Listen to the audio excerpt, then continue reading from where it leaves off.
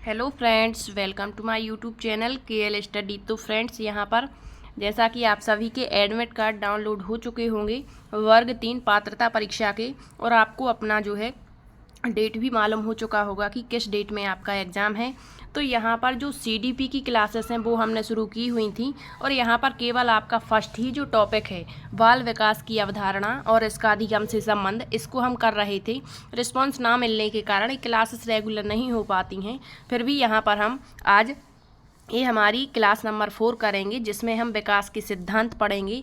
आपका जो first topic है बाल विकास की अवधारणा और इसका अधिगम से संबंध ये अपने आप में बहुत ही अच्छा टॉपिक है, और यहाँ से यकीन मानिए 2 से 3 क्वेश्चन हमेशा ही बनते हैं, क्योंकि यहाँ पर आपको बहुत सारी चीज़ें पढ़नी होती हैं।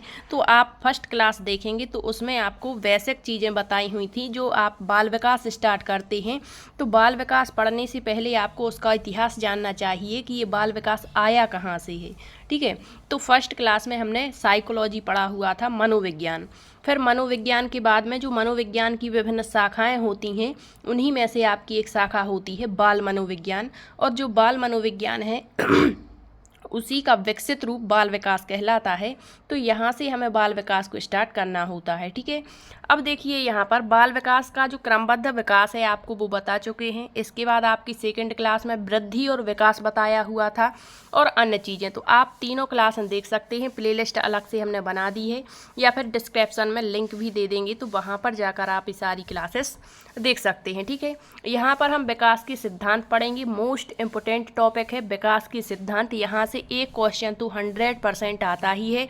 आप प्रीवियस ईयर क्वेश्चन पेपर उठाकर देखना, तो हर शिफ्ट में आपको विकास के सिद्धांत से 1 से 2 क्वेश्चन देखने को मिलेंगे। अब क्वेश्चन कैसे पूछे जाते हैं तो ये भी हम लास्ट में कुछ पूछे गए क्वेश्चन डाले हुए हैं, उनके माध्यम से देख लेंगे। ठीक है, तो आइए स्टार्ट करेंगे विकास के सिद्धांत को। तो सबसे पहला जो सिद्धांत होता है विकास की दिशा का सिद्धांत। एक तो आपको विकास के जो सिद्धांत हैं इनके नाम ही याद रखना है। एक क्वेश्चन यहाँ से भी बन जाता है कि कौन सा जो है विकास का सिद्धांत है या कौन सा नहीं है। अब आप ये विकास के सिद्धांत कब समझ पाएंगे, जब आपने पढ़ा होगा कि विकास और वृद्धि क्या है। तो आपको लगभग सेकंड लेक्चर जो था उसमें हमने वृद्धि और विकास बताया था, उसकी जो कॉन्सेप्ट है सारी की सारी अवधारणा क्लियर करवाई हुई थी कि जो वृद्धि है वो क्या होती है, विकास क्या कहलाता है। ठीक है, इसके बाद विकास के आयाम आपने पढ़े हुए हैं। इससे पिछले लेक्चर में अर्थात क्लास नंबर जो 3 थी हमारी, उसमें हमने विकास के आयाम पढ़े हुए थे। शारीरिक विकास क्या कहलाता, मानसिक विकास क्या होता है, सामाजिक संवेगात्मक विकास क्या कहलाता है, और इसके पक्ष पूछ लिए जाते हैं कि कौन सा पक्ष किस विकास के आयाम से संबंधित है।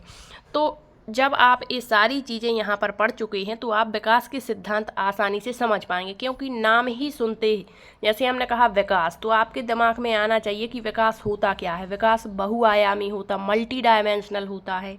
इसके अलावा विकास जो होता वो जीवन पर्यंत चलता है। विकास जो होता है उसमें वृद्धि भी शामिल होती है। तो ये सारी चीज़ें, ठीक है। अब देखिए जो विकास है इसकी दिशा का सिद्धांत, ये विकास के सिद्धांत हैं। तो फर्स्ट सिद्धांत हम पढ़ेंगे विकास की दिशा का सिद्धांत, और आप प्रीवियस ईयर क्वेश्चन पेपर उठाना, वहाँ पर इससे क्वेश्चन पूछा गया था। प्रॉक्सी जो मुंह डिस्टल होता है, समीप से दूराभिमुख, और एक और होता है आपका, तो यहाँ से क्वेश्चन बनता है। तो देखिए विकास की दिशा का सिद्धांत है वृद्धि और विकास की अपनी ही दिशा होती है। इसके अनुसार बालक का विकास जो है वो सिर से पैर की ओर होता है। सबसे पहले बालक का सिर बनता है, उसके बाद धीरे धीरे उसके अंगों का विकास होता जाता है, और अंत में उसके पैर बनते हैं। अर्थात बालक की परिपक्वता गर्भाधान के बाद सिर से पैर की ओर होती है। इस प्रकार से विकास को मस्तक बोधमुखी, सिर बोधमुखी या चोटी से एड़ी कहा जाता है। ठीक है, तो ये होता है विकास की दिशा का सिद्धांत, जिसको हम मस्तक बोधमुखी या फिर सिर बोधमुखी या फिर सिर से पैर की ओर विकास इसको कहते हैं। सॉरी, इसी को चोटी से एड़ी का सिद्धांत भी कहा जाता है। ऑक्सीमोडिस्टल भी इसे कहा जाता है। एक होता है प्रॉक्सिमोडिस्टल, समीप दूराभिमुख सिद्धांत। तो ये क्या होता है, तो इसमें बालक का जो विकास होता है वो केंद्र से प्रारंभ होकर सिर की ओर होता है। तो दोनों में थोड़ा सा अंतर है। ये होता है सिर से पैर की ओर, और यह जो है प्रॉक्सिमोडिस्टल, यह पहले केंद्र का विकास होता है फिर सिर की ओर बढ़ता है। अर्थात पहले रीढ़ की हड्डी का विकास होता है, उसके बाद भुजाओं, फिर हाथ और हाथ की उंगलियों का विकास होता जाता है। ठीक है, तो विकास की दिशा का ये सिद्धांत है, इसको आपको याद रख लेना है। नेक्स्ट है आपका वृद्धि और विकास की गति एवं दर का सिद्धांत। अब यहाँ पर आपको दो चीज़ें समझनी है, गति एवं दर का सिद्धांत क्या होता है, या विकास की असमान गति का सिद्धांत। मतलब जितने भी प्राणी हैं या जितने भी जीव जंतु हैं, सब में क्या विकास की दर एक समान होती है, या विकास की गति एक समान होती है, या अलग अलग होती, ये हमें समझना है। एक तो ये है हमारा सिद्धांत, ठीक है, और एक होगा आपका विकास क्रम का सिद्धांत। तो जो विकास का क्रम होता है वो सभी में एक जैसा होता है। ठीक है, सभी में कैसा होता है, एक जैसा होता, लेकिन जो विकास की गति है या जो दर है वो सब में अलग अलग होती है। तो इन दोनों में थोड़ा सा यहाँ पर कन्फ्यूजन क्रिएट हो जाता है, जो आपको दूर करना है। तो कभी भी क्वेश्चन आता है कि जो विकास की गति है या जो विकास की दर है वो क्या सभी प्राणियों में एक समान होती है, तो नहीं, सभी में ये असमान होती। इसीलिए इसका दूसरा नाम भी है विकास की असमान गति का सिद्धांत। तो देखिए क्या है, विकास वैसे तो सभी में बराबर होता है, ठीक है, लेकिन विकास की गति एक जैसी नहीं रहती, अर्थात विकास की गति असमान होती है, अलग अलग होता तो सभी में है विकास। अब इसको हम एक एग्जाम्पल से समझेंगे। शैशवावस्था की शुरुआत में, मतलब जब बच्चा शैशवावस्था में होता है, मतलब जन्म के बाद की जो अवस्था होती है वो क्या होती है, 6 वर्ष तक की शैशवावस्था। तो शुरुआत में जो विकास की गति होती वो तीव्र होती, मतलब यहाँ पर हर तरीके का जो विकास है वो तीव्र गति से होता, चाहे शारीरिक विकास हो, मानसिक विकास हो, संवेगात्मक विकास हो। ठीक है, लेकिन बाद में जो गति होती वो क्या हो जाती, मंद पड़ जाती है, और पुनः से फिर किशोर अवस्था जैसे ही लगती है। किशोर अवस्था यानी 18 वर्ष तक की अवस्था। तो इसमें प्रारंभ में इसकी गति फिर से तेज हो जाती है, परंतु यह कुछ समय पश्चात फिर से धीमी हो जाती। तो आप देख रहे हैं ना, असमान गति है, एक जैसा नहीं चल रहा है यहाँ पर विकास, अर्थात विकास की जो गति है या जो विकास की दर है वो कैसी है, पहले तीव्र है, फिर मंद हो गई, फिर तीव्र हो गई, तो असमान गति से चलता है। इसीलिए इसे कहा जाता वृद्धि और विकास की गति या दर का सिद्धांत या असमान गति का सिद्धांत। अब यहाँ पर देखिए विकास के क्रम का सिद्धांत क्या होता है, इसका दूसरा नाम भी है विकास आनुक्रमिकता का सिद्धांत। तो यहाँ पर डबल नाम बताए हुए हैं ताकि आप यहाँ पर समझ पाएँ कि किस तरीके से और क्वेश्चन पूछ सकते। तो विकास की जो दिशा होती है या जो विकास का क्रम होता है वो निश्चित होता है। इसका मतलब क्या है, यह एक क्रम का अनुसरण करता है। तो इसे एग्जाम्पल से आप समझ सकते हैं, जैसे कोई बालक है तो उसका जो विकास का क्रम होगा वो निश्चित ही होगा। पहले बालक गर्भावस्था में रहेगा, इसके बाद शैशवावस्था में आएगा, इसके बाद बाल्यावस्था में पहुंचेगा, इसके बाद किशोरावस्था, प्रौढ़ावस्था, वृद्धावस्था। तो ये क्रम चलता है। ऐसा कभी नहीं होगा कि जो बालक है वो गर्भावस्था से सीधे किशोरावस्था में पहुंच जाएगा। ठीक है, तो याद रखना विकास का जो क्रम है या विकास की जो दिशा है वो कैसी होती है, सभी में समान होती है। चाहे यहाँ पर हम मनुष्य की बात कर लें या अन्य प्राणियों की बात कर लें। ठीक है, जैसे गाय का बच्चा है तो वो भी पहले गर्भस्थ होगा, ठीक है, शैशवावस्था में आएगा, बाल्यावस्था, सबकी होती। ठीक है, तो हम यहाँ प्राणी मात्र का अध्ययन कर रहे हैं, तो आप यहाँ पर समझ चुके होंगे विकास क्रम या विकास की दिशा का सिद्धांत, अर्थात विकास की जो दिशा है या जो विकास का क्रम है वो एक क्रम का अनुसरण करता है, जबकि जो गति और दर है वो असमान रहती है। ठीक है, अब देखिए अगला सिद्धांत है परस्पर संबंध का सिद्धांत या अंतः संबंध का सिद्धांत। अब ये क्या होता है, तो अभी आपको इससे पहले क्लास में, मतलब क्लास नंबर 3 में आपको विकास के आयाम पढ़ाए हुए थे, शारीरिक विकास, मानसिक, सामाजिक, संवेगात्मक, ठीक है, मनोक्रियात्मक विकास। तो यहाँ पर जितने भी विकास हैं, भले ही ये नाम अलग अलग हैं, लेकिन एक दूसरे से अंतः संबंधित हैं। एक के प्रभावित होने पर सारे विकास जो हैं वो प्रभावित हो जाते, अवरुद्ध हो जाते हैं। ठीक है, तो याद रखना इस सिद्धांत के अनुसार बालक के विकास के सभी स्वरूप, चाहे शारीरिक हो, मानसिक हो, सामाजिक हो, संवेगात्मक हो, और यही क्रम भी पूछ लिया जाता, विकास का क्रम बताइए, तो इन्हीं में होता है। इन दोनों में परिवर्तन हो सकता, लेकिन पहले शारीरिक ही होगा और मानसिक ही होगा। ये एक दूसरे से कैसे हैं, संबंधित हैं, याद रखना। नेक्स्ट है निरंतर विकास का सिद्धांत, मोस्ट इम्पोर्टेंट। यहाँ पर निरंतर विकास या इसी को हम सतत विकास भी कह सकते हैं। तो विकास प्रक्रियाओं की निरंतरता का सिद्धांत केवल इस तथ्य पर बल देता है कि व्यक्ति में कोई आकस्मिक परिवर्तन नहीं होता। मतलब जैसे व्यक्ति में कोई परिवर्तन दिखाई दे रहा है तो अचानक से नहीं हो जाता। जैसे कोई व्यक्ति है, आपने बहुत समय तक उसको नहीं देखा और फिर देखने के बाद आपको पता चलता है इसकी लंबाई इतनी ज़्यादा बढ़ गई है, तो ये अचानक से नहीं हुआ है, बल्कि धीरे धीरे निरंतर तरीके से सतत रूप से उसका विकास हो रहा है। इसी को निरंतर विकास का सिद्धांत कहते हैं। बल्कि विकास की प्रक्रिया जो है वो आविराम गति से हमें दिखाई नहीं देता विकास, बल्कि वृद्धि दिखाई देती, क्योंकि वृद्धि शारीरिक अंगों में होती है। ठीक है, तो आविराम गति से निरंतर चलता रहता है। जैसे यहाँ पर माँ के गर्भ से यह प्रक्रिया प्रारंभ हो जाती है। अब यदि क्वेश्चन बनता है कि जो विकास है वो कब से स्टार्ट हो जाता है, तो गर्भ से ही ये स्टार्ट हो जाता है। ठीक है, और मृत्यु तक निरंतर चलता रहता है, हमें दिखाई नहीं देता है। अब देखिए एकीकरण का सिद्धांत क्या है। एकीकरण का मतलब है पहले व्यापक से विशिष्ट की ओर। ठीक है, व्यापक तो आप समझते हैं कोई बड़ी चीज, ठीक है, मतलब विस्तृत जो है, और फिर विशिष्ट। तो इसके अनुसार बालक पहले संपूर्ण अंगों को और फिर अंगों के भागों को चलाना सीखता है। ये एकीकरण का सिद्धांत है। यहाँ पर फिर आप कंफ्यूज होंगे, एक होता है एकीकरण का सिद्धांत और एक और होता है आपका समान प्रतिमान का सिद्धांत। सॉरी। तो देखिए एकीकरण का सिद्धांत क्या है, तो आपने देखा होगा कोई छोटा सा बालक होता है तो वो पहले अपने संपूर्ण शरीर, पूरी बॉडी का इस्तेमाल करता है। किसी मान के चलिए कोई खिलौने से खेल रहा है तो पूरी बॉडी से उसको उठाने का प्रयास करेगा। ठीक है, लेकिन जब वो थोड़ा सा बड़ा हो जाता है, शेष अवस्था में पहुंच जाता है, तो फिर वो अंगों को चलाना सीख जाता। फिर वो समझ जाता है कि पूरे शरीर की ज़रूरत यहाँ पर नहीं है, यहाँ पर हम इस खिलौने को केवल हाथ से भी उठा सकते हैं। ठीक है, तो ये होता है एकीकरण का सिद्धांत। नेक्स्ट है विकास रेखीय या लंबवत ना होकर चक्राकार या वर्तुलाकार या सर्पलाकार होता है। इसका मतलब क्या है, आपने देखा अभी जो विकास होता है वो आविराम गति से चल रहा है, लेकिन इसकी जो गति है वो एक समान नहीं है, जो दर है वो एक समान नहीं, कभी तो ये तेज हो जा रहा है, कभी मंद हो जा रहा है। ठीक है, लेकिन एक कैसा होता है, वर्तुलाकार होता है। तो याद रखना कि जो विकास है वो रेखीय या लंबवत, मतलब ऐसा नहीं चलता सीधा एक ही दिशा में, बल्कि इस तरीके से चलता है। ठीक है, ये होता है चक्राकार। ठीक, तो ये आप समझ गए होंगे। अब देखिए यहाँ पर वंशानुक्रम और वातावरण की अंतःक्रिया का सिद्धांत, एक आपका अलग से ही टॉपिक दिया गया है, वंशानुक्रम एवं वातावरण। तो एक दूसरे के क्या होते हैं, पूरक माने जाते हैं। जितना रोल आपके जीवन में वंशानुक्रम का है उतना ही वातावरण का होता है। ठीक है, तो बालक का विकास केवल ना वंशानुक्रम से प्रभावित होगा ना वातावरण से, बल्कि दोनों की अंतःक्रिया से प्रभावित होता है।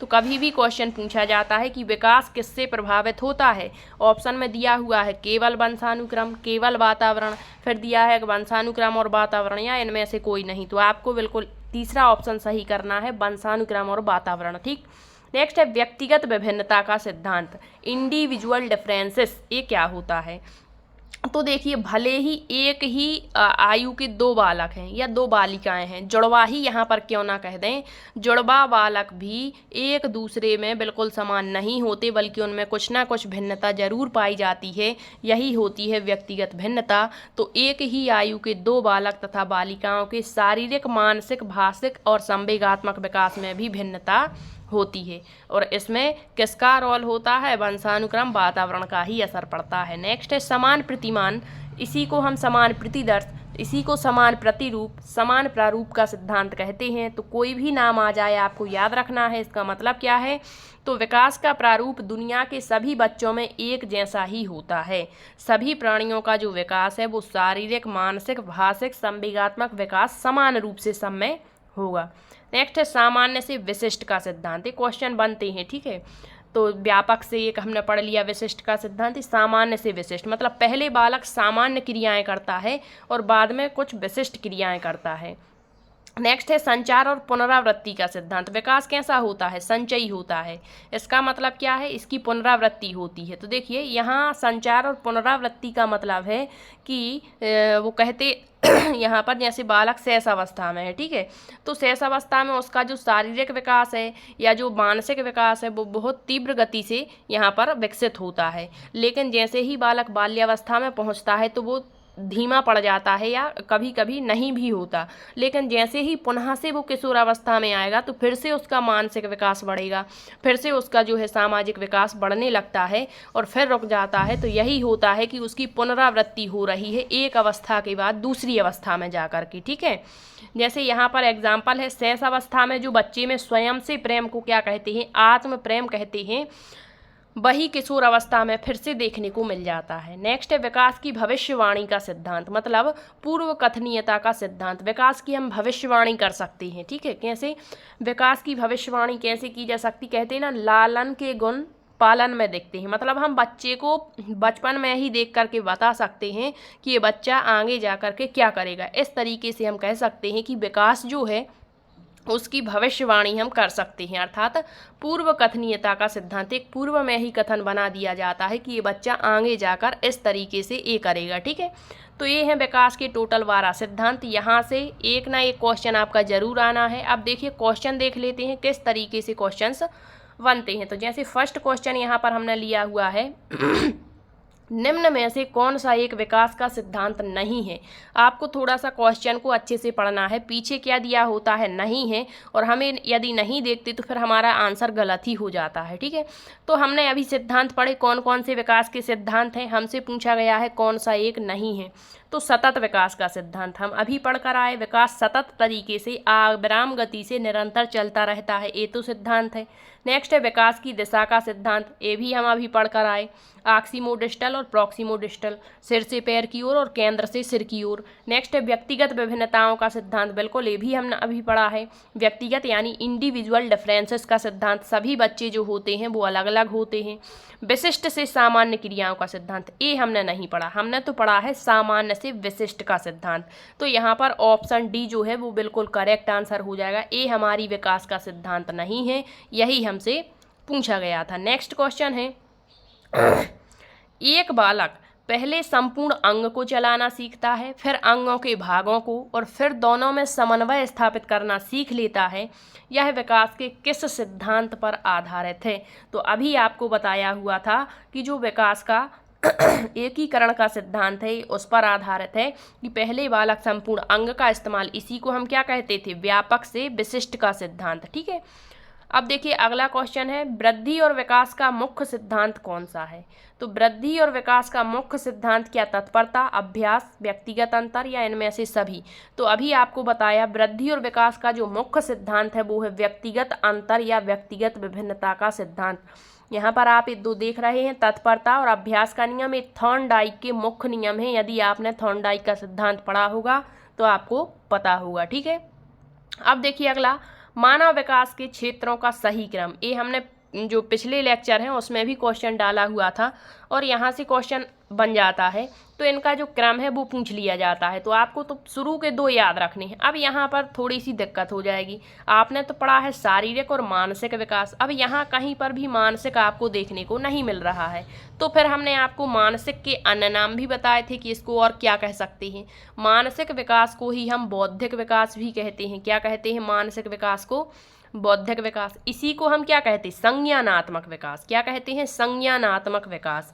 तो देखिए इस तरीके से आपको शुरू में यदि दो ऑप्शन दिख रहे हैं, सबसे पहले शारीरिक विकास होता है, दो ऑप्शन में है, तो ये दो तो ऑटोमेटिकली कट जाएंगी, ठीक है। इसके बाद आएगा आपका संज्ञानात्मक दिया होगा या बौद्धिक। तो यहाँ संज्ञानात्मक आप देख रहे हैं, यहाँ दिया आध्यात्मिक, तो ये तीनों कट गए। फिर आपको पूरे ऑप्शन पढ़ने ही नहीं है, ऑप्शन ए बिल्कुल करेक्ट आंसर हो जाएगा। तो सबसे पहले होता है बालक का शारीरिक विकास, संज्ञानात्मक विकास, संवेगात्मक विकास और सामाजिक विकास। ऑप्शन ए बिल्कुल करेक्ट आंसर हो जाएगा। और ये जो बाद में दो दिए गए इनमें चेंज हो सकता है, पहले सामाजिक हो सकता है, संवेगात्मक, लेकिन शुरू के जो दो हैं ये एग्जैक्ट रहेंगे, ठीक है। अगला क्वेश्चन है निम्न में से किसका अर्थ आकार बढ़ने से है। तो केवल आकार बढ़ता है वो क्या है, वो है हमारी वृद्धि। वृद्धि को ही हम क्या कहते हैं, अभिवृद्धि कहते हैं, ठीक है। तो आकार बढ़ने से किसका संबंध है। अब देखिए विकास का अर्थ है, क्या है विकास का अर्थ, परिवर्तनों की उत्तरोत्तर श्रृंखला, अभिप्रेरणा के फलस्वरूप होने वाले परिवर्तनों की उत्तरोत्तर श्रृंखला, अभिप्रेरणा और अनुभव के फलस्वरूप होने वाले परिवर्तनों की उत्तरोत्तर श्रृंखला, या परिपक्वता और अनुभव के फलस्वरूप। तो यहाँ विकास का अर्थ, अब एक जैसे ही ऑप्शन है, यहाँ पर कन्फ्यूजन हो जाता है कि इसका सही आंसर क्या होगा। तो जो विकास है उसका सही अर्थ है अभिप्रेरणा और अनुभव के फलस्वरूप होने वाले परिवर्तनों की उत्तरोत्तर श्रृंखला। अब आपका एक टॉपिक अभिप्रेरणा करके दिया गया है, मोटिवेशन, ठीक है। तो ये भी बहुत ही अच्छा टॉपिक है, यहाँ से भी खूब सारे क्वेश्चन पूछे जाते हैं, ठीक है। तो इसको भी आपको कवर करना है। नेक्स्ट है, निम्न में से कौन सा विकास का सिद्धांत है। अब 4 ऑप्शन दिए हैं, तो इनमें से 3 विकास के सिद्धांत नहीं होंगे और 1 विकास का सिद्धांत है और हमें वही बताना है। तो सभी की विकास दर समान नहीं होती है। यहाँ कहा है विकास दर समान नहीं होती है, ये तो बिल्कुल विकास हमेशा रेखीय है। अभी हम पढ़ कर आए, रेखीय नहीं बल्कि कैसा होता है, वर्तुलाकार होता है। विकास एक निरंतर चलने वाली प्रक्रिया नहीं, ये तो गलत कहा है इन्होंने। विकास निरंतर चलने वाली प्रक्रिया, ये भी गलत हो गया। विकास की सभी प्रक्रियाएं अंतर संबंधित नहीं, गलत। विकास के सभी जो पक्ष हैं वो अंतर संबंधित हैं, शारीरिक, मानसिक, संवेगात्मक, सभी। तो नीचे के जो 3 ऑप्शन है ये गलत दिए गए हैं, लेकिन फर्स्ट जो ऑप्शन है कि सभी की विकास दर समान नहीं होती, बिल्कुल ये सही है। हम अभी पढ़कर आए, सभी की विकास दर कह दें या सभी की जो विकास की गति होती है वो कैसी होती है, एक समान नहीं होती है। कभी विकास तेज होता है, कभी धीमी गति से होता है, इस तरीके से घटती बढ़ती रहती है। तो ऑप्शन ए बिल्कुल करेक्ट आंसर हो जाएगा, ठीक है। तो ये रहे आपके विकास के सिद्धांत। तो देखिए जो पहला टॉपिक है हमारा बाल विकास की अवधारणा और इसका अधिगम से संबंध, इसमें आपको यही सारी चीज़ें पढ़नी होती हैं। सबसे पहले कि जो बाल विकास होता है वो क्या कहलाता है, इसके बाद वृद्धि और विकास क्या कहलाता है, विकास के आयाम क्या होते हैं, विकास के सिद्धांत।